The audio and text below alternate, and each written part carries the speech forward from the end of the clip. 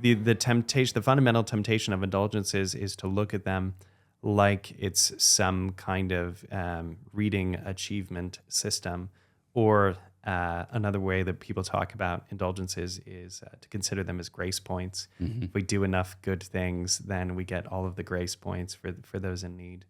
What's a good way of understanding indulgences rightly to break this kind of fundamental mistaken understanding?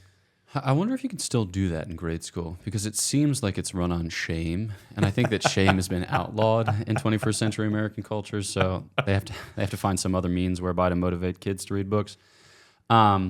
So yeah, it's a great point. I think that in approaching this question, it's helpful to distinguish between precepts and counsels. So there are precepts, the things that God commands that you have to do for the preservation of your relationship with Him. They are just the bounds of that relationship. And then counsels are things that God suggests, promotes, encourages as means whereby to fulfill those precepts better, or, more easily, promptly, and joyfully. And so there are certain things which are just commanded, right? So you have to go to Mass on Sundays and holy days. You have to go to confession when conscious of grave sin at least once a year. You have to receive Holy Communion at least once a year. You have to support the temporal needs of the church. You have to observe the church's fasts and abstinences. Okay, boom. There's no compromising on those or explaining those away.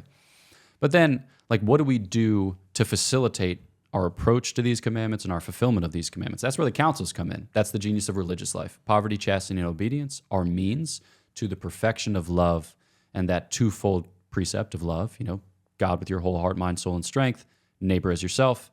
That's kind of summarizes the law, as it were. And so that's what we're kind of thinking when we approach this life. But for all Christians, I think the indulgences are one of these means, or one of these things that the church counsels to help us to fulfill the commandments, to help us to fulfill the precepts, so that we're not so much thinking about the bounds of the relationship, flirting with the boundaries of divine communion, but that we're seeking to abide at the heart of it, so that we're seeking to go further up and further into that relationship by laying hold of those things that God reveals, that God gives, such that we can, heal and grow in our relationship with Him.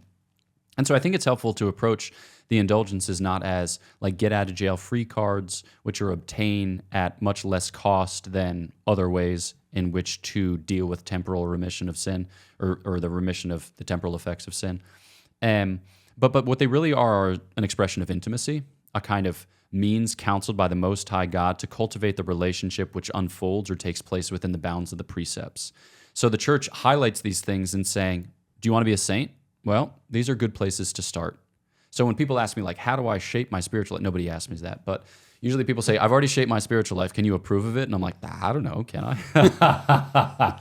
But there are 4 acts that the church indulgences on, any day of the week. So like we said, 30 minutes in the presence of the Blessed Sacrament, 30 minutes reading sacred scripture, the Stations of the Cross in a public church or oratory, or the recitation of the Most Holy Rosary of the Blessed Virgin Mary in common in some way, shape, or form. So if you do one of those acts with the other things, which would be you receive Holy Communion on the day in a worthy state, you will have gone to confession either 8 days before or after within that range, you'll have prayed for the Pope, and then you'll seek to be detached from sin.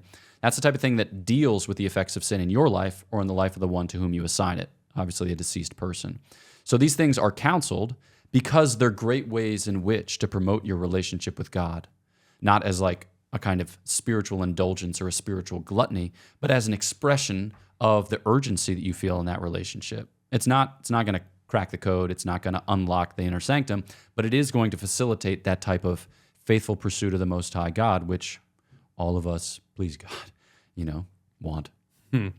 So other ways to get indulgences that I like that are a lot of fun, I think help us to recover a sense of a Catholic culture in our lives, right? So a major one is pilgrimage. Yeah. And I think this has kind of lapsed a bit from our American sensibility, or maybe it never even was, because we don't have the ancient shrines that Europe has.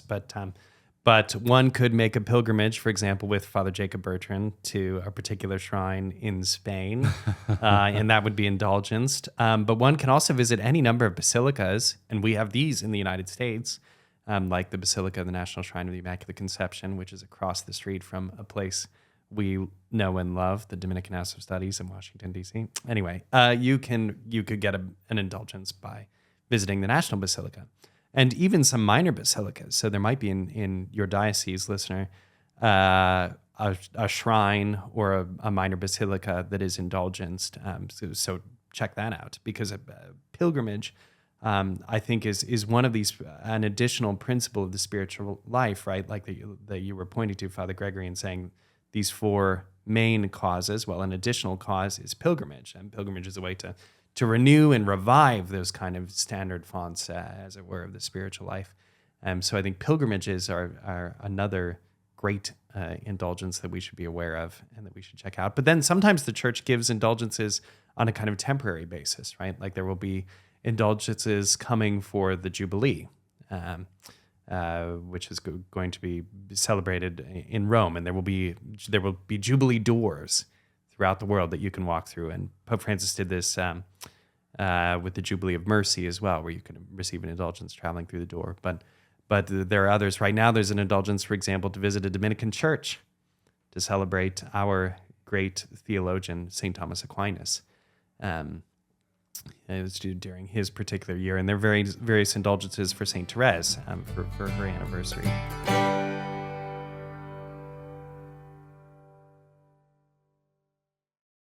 Father Bonaventure, if you had the choice between holding a toad and subscribing to a YouTube channel, what would you choose? Subscribe to a toad holding a YouTube channel. Oh my gosh. Please subscribe to a toad holding a YouTube channel, especially if it's ours. Cheers.